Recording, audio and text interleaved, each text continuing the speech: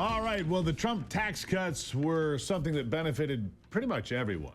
You know, the Democrats, those on the left will say, well, it just benefited the rich, the billionaires. Nah, that's not true. After those tax cuts were put in place at the end of 2017, they're in December, man, things were great in 18, 19, and into 2020, and then bam, we ran into a wall called COVID and the overreaction to it. Tim Golding is the state director for Americans for Prosperity. He joins me now. Tim, nice to have you on the program. Thanks for having me, Steve. How you doing this morning? I'm doing well, sir. Thank you for being here. Look, there's a major push to protect and renew those Trump tax cuts launched by Americans for Prosperity, as there should be, because, look, as I said, the narrative from the left is somehow that only benefited the wealthy and the big corporations. That's just not true. I mean, you look at America in 2018 and 2019 into 2020, it benefited everyone, didn't it? Absolutely. The unemployment rate was the lowest it's been since 1969 at 3.5%. Within the first 28 months of that getting passed, actually, there was an additional 5 million jobs created, and the median income went up by like 8.5%. So that benefited everybody, and businesses paid less in taxes, so they had more to invest in their businesses, grow their businesses, hire more people. Everybody benefits when taxes are low.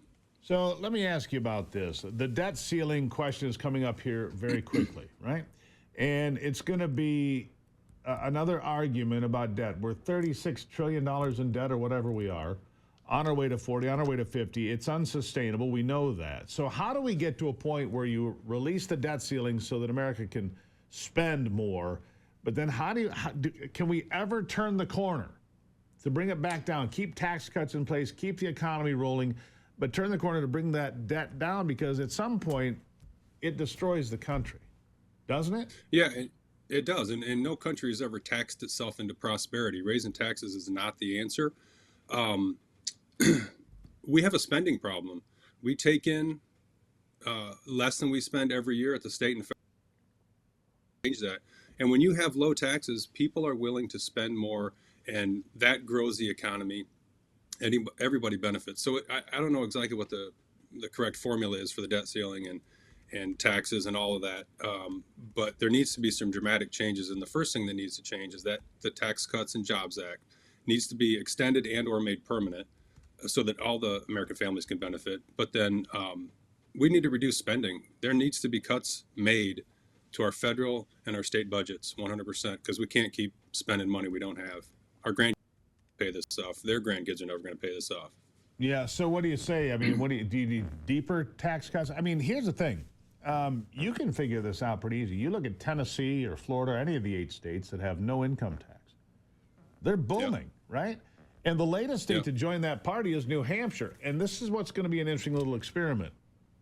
On either side of New Hampshire, you've got Vermont and Maine, both of which just raised their income tax. So I'm going to make a little guess here that maybe there's going to be a lot of people that come across the border, Tim, into New Hampshire and change their address so they can have no income tax. And New Hampshire's going to boom while Vermont and Maine remain sluggish. What do you think? Yeah, that definitely will happen. Just like in Michigan, we continue to be one of the leading states for outbound moves. And for instance, I think it's Indiana or Ohio has the ceiling on their income tax rate is 3.9%. Well, we're like 4.05. So their highest tax bracket is 3.9. That's why you continue to see jobs leaving this state. You continue to see people moving out of this state because the economic climate is not conducive to being successful in business when you can do your business better somewhere else. And families are tired of getting socked when they go to buy their groceries, buy their gas. Inflation in the last 4 years was out of this world. Most families are spending an average of $11,400 more to keep the same lifestyle they had when before Joe Biden got elected. So we need to get that stuff in check 100%. Right. So and the first way to do that is to extend the tax cuts. Okay, so that's the federal level. But there are other things going on at the state level that are just absurd. Absolutely asinine. This whole tipped wage thing, this whole thing about giving people 3 days off and 72 hours a year, don't even have to call in sick. You can skip 3 days of work and call in late on the 3rd day and say, oh, yeah, sorry. I stubbed my toe. I mean, that's just horrendous. That's just horribly bad. Plus changing the tipped wage scale. You've got that. And you've got other things that are going on that are just absolutely ridiculous in Michigan, don't you? Absolutely. The tipped wage is awful. You know, nobody in the state wants that except for the other side of the aisle. And those waitresses and waiters and people that work in that industry are going to see their paychecks cut dramatically. They make more money with tips, and they want to keep that pay style that they have right now. There's just a lot of bad stuff going on. If you look at the budget from 2024, I had a couple examples I'll share with you. They passed $786 million in corporate welfare, $10 million for pools and splash pads in Detroit. I mean, they're spending money that they don't need to spend, and they need to let the taxpayers keep more of that money in their pocket, and they can stimulate the economy by spending it how they see fit. That's exactly right. You know, the government will say, oh, look, this big bridge we built. Look at this beautiful bridge we built. But what they don't explain to people, what people don't seem to understand, is what that money, what those resources would have done, what that capital could have done if it had remained in the private sector. Because the private sector builds great things too, right? And so it's, you know, it's not just about the bridge that the government puts their trophy out there. But the taxpayers, if they hold on to more of their money, do more great things. I'll give you the last word. Absolutely. The government doesn't build anything. It doesn't create anything. It spends our money. It's your money. We want to protect your wallet. And history has shown over and over again, when earners keep more of their money, they spend more of that into the economy.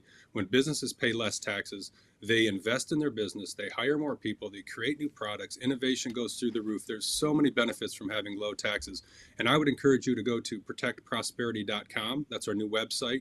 You could find out what we're doing in your state, it's Michigan specifically, but across the country, how you can help, how you can get involved, and how you can contact Gary Peters and other elected congressional members and say, hey, we need to extend this. We need to make it permanent so that we can keep more of our hard-earned money.